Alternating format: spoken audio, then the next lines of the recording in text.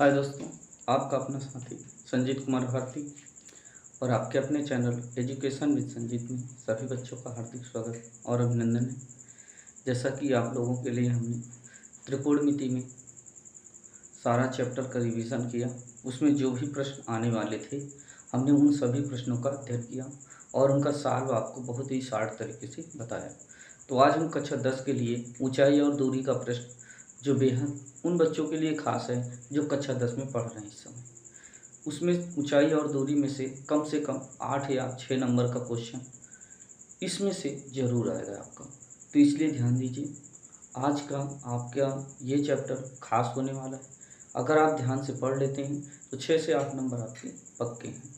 तो चलिए शुरुआत करते हैं 6 से 8 नंबर के लिए, और ये आपका श्योर है कि 6 से 8 नंबर दे करके जाएंगे। मात्र 2 सवाल आते हैं, लेकिन हम आपको पूरे सवाल इसी वीडियो में बताएंगे।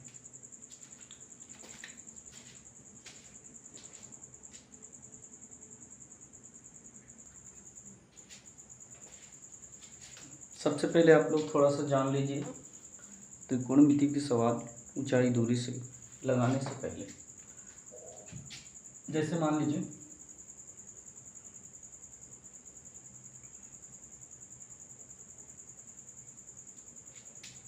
कोई मनुष्य या कोई लड़का जब नीचे से ऊपर की ओर देखता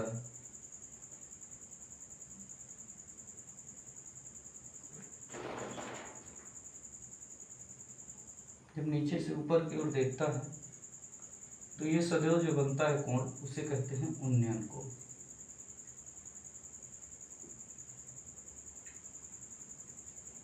और यदि जैसे कोई मनुष्य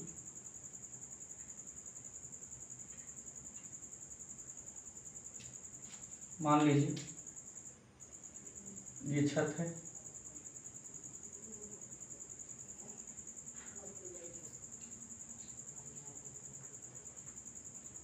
ये गाड़ी जा रही है, ये छत है, ये रोड है, और कोई लड़का यदि यहाँ बैठा है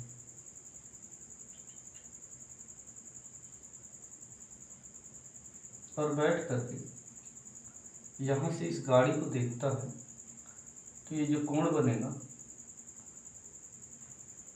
ये, और इस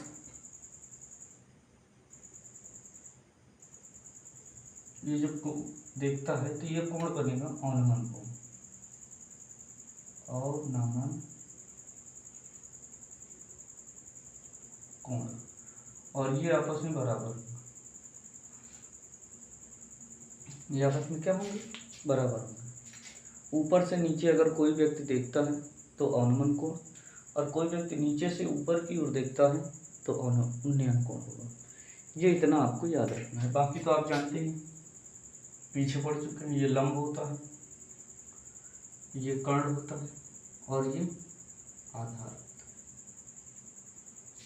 ठीक, और प्रत्येक कोण कितने अंश का होता है, 90, मतलब समकोण होता है।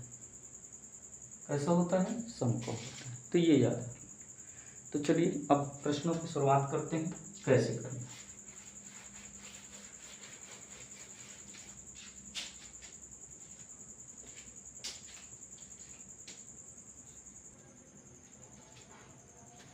बच्चों, चित्र हमारा बना हुआ है, ये आपका है मीनार। इधर मान लीजिए इसकी ऊंचाई कितनी है, h, और इसकी जो मीनार की परछाई है वो 30 मीटर है। तो लिखेंगे त्रिभुज ए बी सी में अगर हम लंब और आधार की बात करें तो लंब और आधार में जो संबंध होता है वो होता है tan का।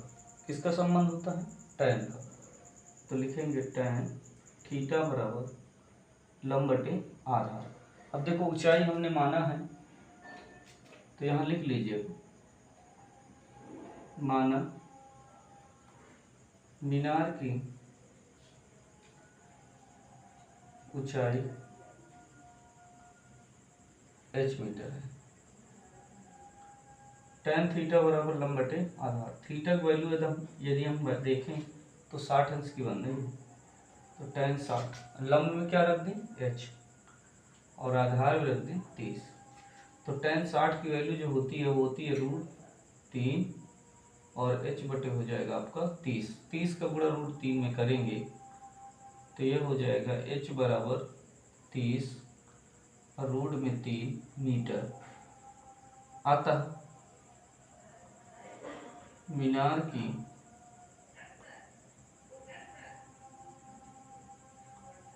ऊंचाई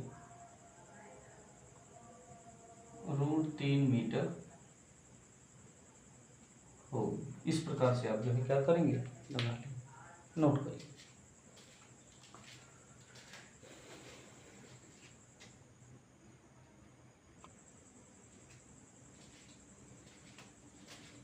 हाँ बच्चा, आइए देखते हैं दूसरा क्वेश्चन क्या है। तो अगर आप लोग नए हैं तो हमारे चैनल में, तो चैनल को सब्सक्राइब कर लीजिए और ज़्यादा से ज़्यादा बच्चों तक शेयर कर दीजिए। चलिए देखिए दूसरा नंबर। कह रहे भूमि तल पर ऊर्ध्वाधर खड़े एक मीनार के पाद से 20 मीटर की दूरी पर एक बिंदु से मीनार के शीर्ष का उन्नयन कोण 60 है, तो मीनार की ऊंचाई ज्ञात कीजिए। सबसे पहले कहाँ है, भूमि तल पर, तो ये भूमि तल है मान लीजिए। इस पर एक मीनार खड़ी हुई है और कहे हैं कि 20 मीटर की दूरी पर ये भूमि का जो पाद बिंदु है ये आधार है। करें 20 मीटर की दूरी पर, तो ये 20 मीटर की दूरी से किसी बिंदु पर शीर्ष का उन्नयन कोण 60 अंश है, मतलब शीर्ष का ये है कोण 60 अंश। तो मीनार की ऊंचाई मतलब h का मान बताना है। किसका मान बताना है, h का। P Q, इसे मान लीजिए R। लिखेंगे त्रिभुज A B, त्रिभुज P Q R में माना मीनार की ऊंचाई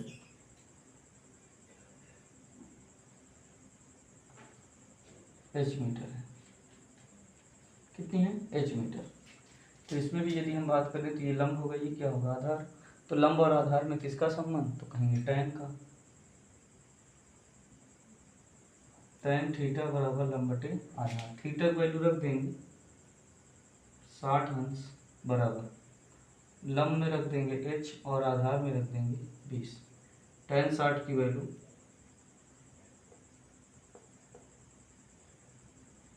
√3 बराबर कितना, 20।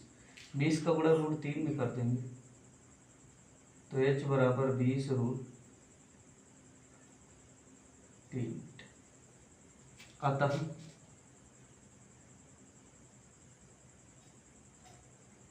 मीनार की ऊंचाई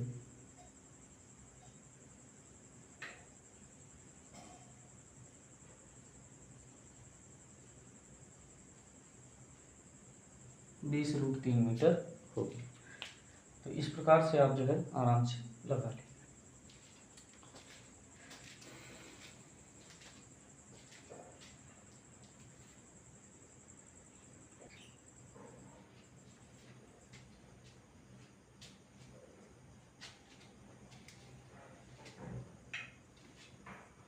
हाय बच्चों, आइए देखिए तीसरा क्वेश्चन क्या कह रहा।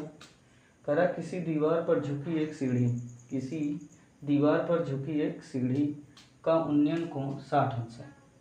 यदि सीढ़ी का पाद दीवार से 9.5 मीटर की दूरी पर है तो सीढ़ी की लंबाई ज्ञात कीजिए। मतलब एक दीवार है,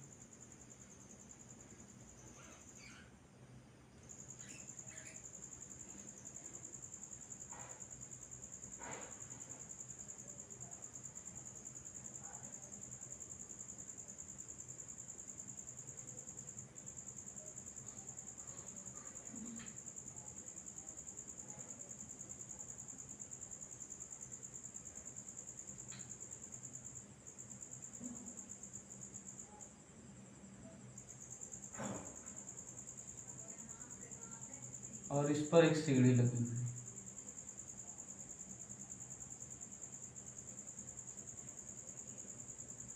ये है सीढ़ी।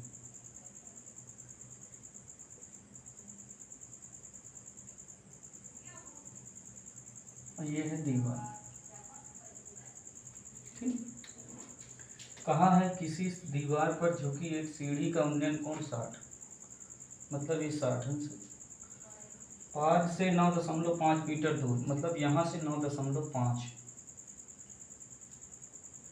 मीटर दूर है, तो सीढ़ी की लंबाई मतलब ये बताना है।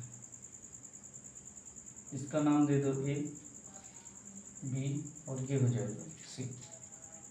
लिखेंगे माना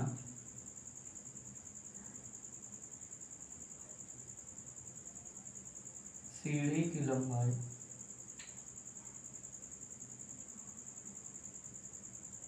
एल है। सीढ़ी की लंबाई कितनी मानी? एल है। त्रिभुज ए बी सी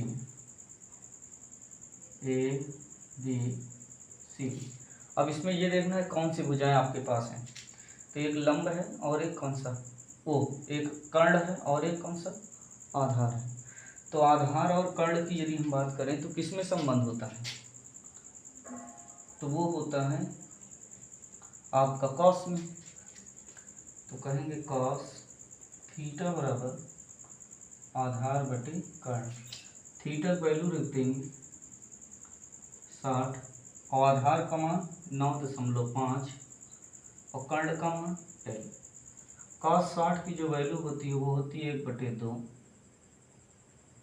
बटे एल। गुणा कर देंगे ऐसे, तो एल का गुणा 1 में करेंगे एल और 2 का इधर गुणा करेंगे 2 गुणे 9.5, तो 2 पंचे 10 और 2 9 18 1 19.1 अंक बाद। अतः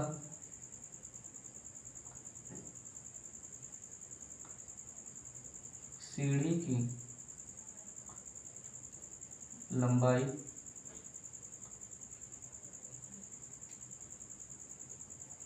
मीटर होगी। सीढ़ी की लंबाई कितनी होगी? 19 मीटर। तो इस प्रकार से आप जो है लगा लें। आशा करते हैं कि आज की ये क्लास आप लोगों को समझ में आई होगी। अगर आप लोगों को समझ में आई तो आप लोग हमारा सपोर्ट ज़रूर करें और ज़्यादा से ज़्यादा बच्चों तक शेयर करें और सब्सक्राइब करें।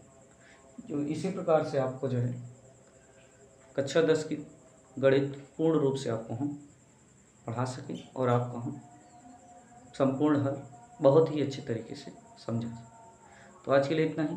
जो बच्चे अभी शामिल हुए हैं न्यू, वो सब्सक्राइब ज़रूर कर लीजिए और नेक्स्ट दिन आप लोगों के लिए आगे के जो क्वेश्चन हैं जो पेपर में आते हैं उन्हीं के लिए बात करेंगे। जय हिंद।